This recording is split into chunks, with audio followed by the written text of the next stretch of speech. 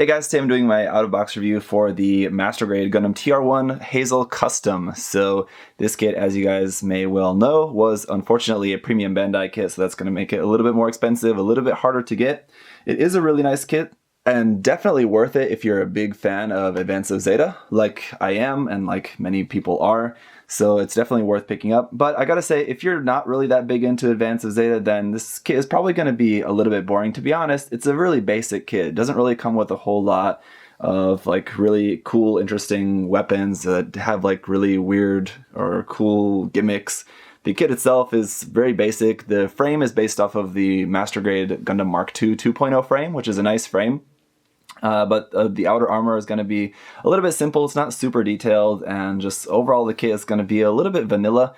But if you're a big fan of Advance of Zeta, of course you'll love it. It's nice that Bandai's finally at least produced the kit. Again, unfortunate that it's P Bandai, but I'd rather have it than just not have it at all. So while it's definitely not going to win Bandai's like best kit of the year, I'm really happy that we finally at least have one, and the fact that it's P Bandai means that it actually comes with waterslide decals, so that's a plus. I think if it wasn't a P Bandai, then it would have just come with just regular stickers and maybe a couple of dry transfers, but we wouldn't have had the nice waterslide decal sheet that does come with this kit, so that's good anyway. So overall, the construction of the kit is relatively simple. Everything goes together really well. I assume some of you guys are probably going to want to know how this compares with the bootleg version of the Master Grade Hazel that came out a couple of years ago. I will show you a comparison between the two later on in the review, but first we'll just talk a little bit about this kit here and the stuff that it comes with first. First off, let's just talk a moment about the foil stickers included with this kit and the color accuracy of the kit. Now, if you guys are familiar with Advance of Zeta designs, they have a lot of tiny little color apps all over the place. So like little bits of gray, little bits of red, and little bits showing in different colors here and there and everywhere. So of course, if you've built any of the Advance of Zeta high grades, you know that those have quite a few stickers with them. And even still, they're still missing a lot of color apps. And it's the same case with this kit, like with the Master Grade. Everything is pretty much there, but you still have like all these little bits, like this little thing here on the front of the knee is supposed to be gray. The front of the chest, that's supposed to be gray.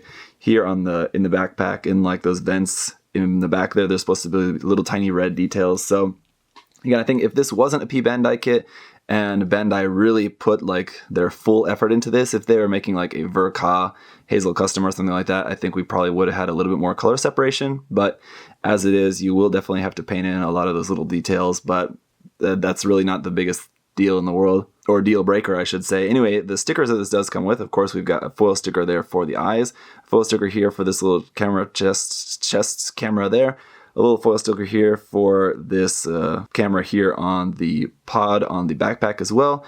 A little yellow sticker here for the little V on the crotch. That one's unfortunate. I think that one really should have been a separate part. So that one's probably the most disappointing one for me. But going around to the back, we have another big foil green sticker here for this camera, I guess, is what that's supposed to be there on the back. And then in the vents on the legs, we have black stickers 1, 2, 3, 4, and then around on the front, 5, 6, 7, 8 of those to fill in just that black detail. Otherwise, that's just a solid yellow part. And then 2 more foil green stickers here for these, I guess they're also supposed to be cameras here on the front of the legs. I've never really liked that detail about the Hazel Custom, to be honest. Those green stickers there, and then green here on the backpack. But otherwise, that's pretty much it. So let's talk a little bit about the articulation. Here on the top of the head, I should note, this is a clear part there. So that actually looks quite nice. The head will be able to move up to there, which is pretty good, and down to there. Overall, the head sculpt, I gotta say, it looks really, really good. These bits here on the top of the shoulder also will move up, and you can move those out and then rotate it forward like that. I forget what those are actually supposed to be. I don't remember, but something anyway. Here in the chest, the cockpit hatch does open up. You can slide this out forward, then lift that up. And this red hatch underneath, you can lift down like that, so it doesn't open too much, but you can open that up enough to see a little seated pilot figure inside. But again, because Advance of Zeta, the story and characters are actually owned by Dengeki Hobby, so we don't actually have a specific pilot figure. It's just kind of a generic pilot figure like that. Bandai can't actually do that due to the weird copyright issue. Also, unfortunately, although the frame is based on the Mark II 2.0 frame, it's different here in the chest, so we actually don't have much chest movement inside there at all. You can get it to move a little bit side to side, but that's kind of at the base. There's not really any movement here at the center of the torso. You can, of course, rotate it, but that pretty much goes without saying. The shoulder armor will move up individually. You can then bring the arm up to only about there, so not very high. The shoulder joint will swing forward slightly, but not really all that much. One seam line to point out is here on this part at the top of the arm. Underneath the shoulder armor, there's a seam down that part there. Rotation at the top of the arm. Double joint for a full elbow bend there. The wrist is on a ball joint, and then we also have a hinge in the wrist here as well. And for finger articulation, we've got the thumb on a ball joint, the first finger on a ball joint, and then the second, third, and fourth fingers are all connected, but you could, if you want to just slice those apart, those are on individual ball joints. The front skirts are very simple. They'll pretty much just move up to there. You can see there's some molded detail underneath, but no like extra frame parts or anything. Nothing too crazy there. Side skirts also up and down a little bit, and these are also again looking very plain, basically just a connection point there for plugging in either the rifle or your extra ammo packs for the rifle. The back skirt here, nothing moves, but we have some nice detail there with all those little verniers poking out. While we're here, going back up to the backpack, these thrusters will move around. The backpack unit overall looking pretty bare in terms of the details. It's nice that we have the separate parts there for the little yellow vents and everything, but ultimately it's going to be looking pretty simple. The pod on the backpack can be rotated up, of course. And there you saw the beam saber handle fly out, but that can just be plugged into there for the beam saber. Going back down here to the hips, we have our hip joint, which will swing forward and back. The leg is just on a ball joint, but we do have rotation below that top part, so you can rotate the leg there. When you bring the leg forward and then bend the knee, you get some nice sliding armor there at the thigh, and then nice separation there at the knee armor. You have this kind of little bit there underneath, and like this main huge part will just rotate with the main part of the lower leg there. So really solid bend there at the knee. I think this does look quite good. If you have the hip joint swung forward, you can bring that all the way up to here. Down here at the ankles, these can be rocked side to side about that much. Pretty good. You can bring the ankle down to here, and you can see some really nice piston details in there from the frame. The ankle armor will rotate up and down, but it doesn't move anywhere else other than that. And then the ankle can come forward that much, and then we do have some bend at the toe as well. Again, it's very slight, but you can just bend that just a tiny bit like that. At least it's separated though, so it doesn't look like just one solid piece for the foot. And then up underneath the feet, we have some nice detail there if you like painting in that bit. So like I said, in terms of the detail and the articulation of it, it's really nothing to write home about. It's pretty simple. I think if this did come out as a standard release kit, a lot of people would have been complaining about how it's 2017 and this master grade feels like a master grade from 2008 or something like that. But with this being a P-Bandai kit, I think they can kind of get away with that more. Personally, I don't really mind as long as it looks good. That's the most important point for me. But let's talk accessories. As you saw, connected onto the side skirts there, but they do kind of fall off as you're flopping the kit around trying to film a review. We have the different ammo packs here, our 2 ammo packs for the beam rifle, so those will just plug onto the side skirt. And then we have the beam rifle itself. Probably the most common complaint I've seen about this kit is this thing right here. It's very simple. It's all in totally the wrong colors. Straight out of the box, it doesn't look that great. You're definitely going to want to paint at least this part of the kit. We do have a nice clear green part there in for the scope. We've got a peg in the handle in the left and the right side for holding that securely in the hand. This little peg here sticking out the side of the back, that's what you can use to plug this onto the side skirt instead of the ammo packs if you want. The secondary handle here does move up and down. And overall, it's a really simple rifle.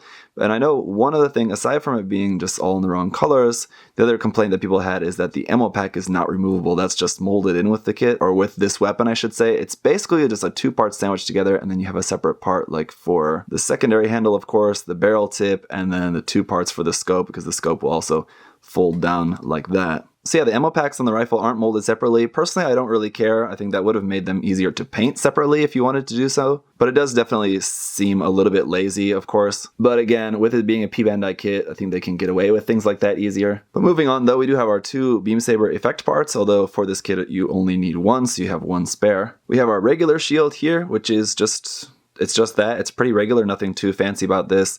The connection can be rotated like so, but there is no secondary handle. It kind of looks like there is, but that's just a fake one, just molded in with that. But then we have our much more interesting booster shield. So you can see this has a couple of yellow parts here for that.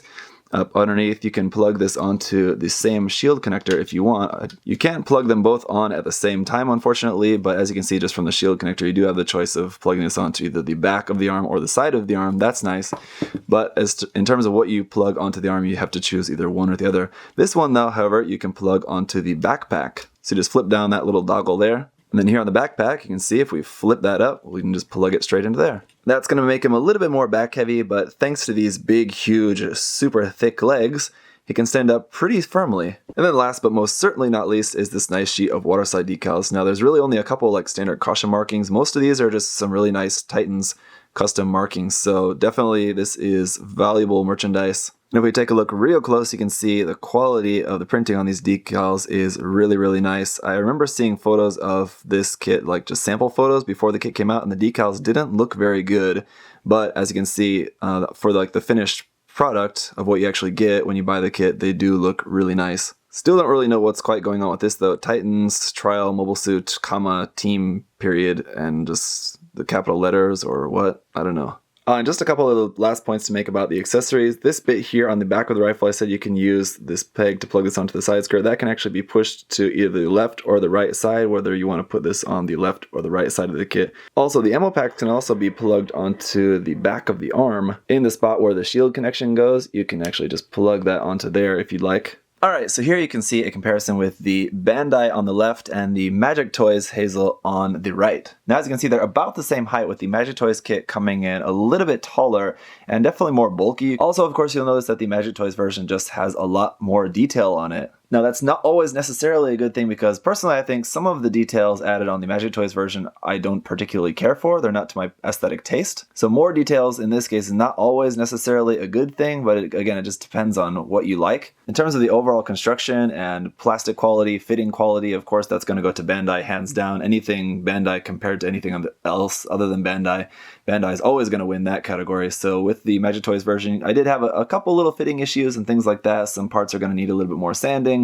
Probably going to need to glue some of the parts in and things like that, but that's just to be expected with a bootleg kit. Here's rifle comparison. They're going to be looking pretty much almost identical in terms of their looks, but as you can see, the molded color out of the box, if you didn't want to paint it, the Magic Toys one is actually molded in gray. The camera design is going to be quite different on this, with the camera being set inside that part on the Bandai version, and it's sort of being like this exterior kind of part with a much more fluorescent green plastic here on the Magic Toys version. And then to compare the waterside decal sheets, as you can see, the Magic Toys version definitely wins hands down in terms of just the sheer amount of decals included with the kit, with you having a lot more variety in terms of those cool markings, and then you're having a lot more of just the standard caution markings and things like that to use as well. Much, much more. But on the downside, the Bandai ones are of higher quality. So on most of these ones on the Magic Toys version, the printing quality is pretty fine for most all the colors and everything for just the black, red, and white ones. But if you want to get super anal about it and look super close up at these, you can see just the color quality on these is not as solid. It's not as nice as Bandai's printing. So honestly, between the two, I'd say there's pros and cons. I guess if you really wanted to make the best Master Grade version of the Gundam Hazel Custom, you could just buy both and just kind of like kit bash them together, use like some of those extra cool decals from the Magic Toys version, and maybe use a couple of the more detailed armored parts to make them fit onto the Bandai version. But it could be a fun project, I suppose, trying to kit bash the two of those together, just kind of choosing your favorite parts of each. I'd say definitely, personally, I think the Bandai version just looks better. Yeah, it's not quite as detailed, but I think it's more true to the just original design of the Hazel. The proportions and everything just look a bit nicer in my personal opinion. One other unfortunate negative worth noting about this kit too, though, is the fact that it doesn't have a dedicated action-based connection or connector or connection point or anything. You just have to use the kind of fork one that just kind of hooks up underneath the waist section there, and it's not really the best connection, as you guys may know if you've watched many of my reviews. I don't really like when kits use that connection, but that's unfortunately what we have to use with this, unless you just want to drill a hole in there and just make your own. Really not the hardest thing to do, but straight out of the box, the connection to the action base for this one is not going to be the greatest. Alright, so to wrap this up, guys, it pretty much comes down to what I said at the very start of the review, that if you're a fan of Advance of Zeta, you got to be really happy that we finally got a Master Grade Hazel Custom. Otherwise, if you're not, this really isn't going to be the most exciting kit for you, probably. I mean, it's a cool kit, but there's a lot of other stuff out there. And with this being a P-Bandai kit and it being a little bit more expensive, a little bit more difficult to get, you're probably not going to want to go like running out of your way to grab one of these, unless it's something that you're a big fan of the design. So we do have the Titans version of this coming out later on, again as a P-Bandai kit, unfortunately, and that is pretty much just going to be a color swap of this kit. But I do really hope that we get some more. We did also recently get the announcement of a high-grade Woundwork kit, so that's pretty amazing that we're getting that. Hopefully Bandai is going to be doing a little bit more in the way of Advance of Zeta in the future, but we might just continue to just get like basically nothing. We might get these couple of kits out at this time, and then probably not see any more for like another 5 years or something like that. We'll have to wait and see, but I've got hope. I've got hope that we might see more advances Zeta in the near future, so we'll just have to see anyway. Thank you guys, as always, for watching. If you have any other questions or comments, something that I forgot to mention or anything like that, just let me know down below. If you have any questions, I'll try to answer those for you guys. Hopefully this review has been helpful for anyone who's been interested in the kit. And that's it, guys. I'll see you next time. Bye-bye. Thanks for watching.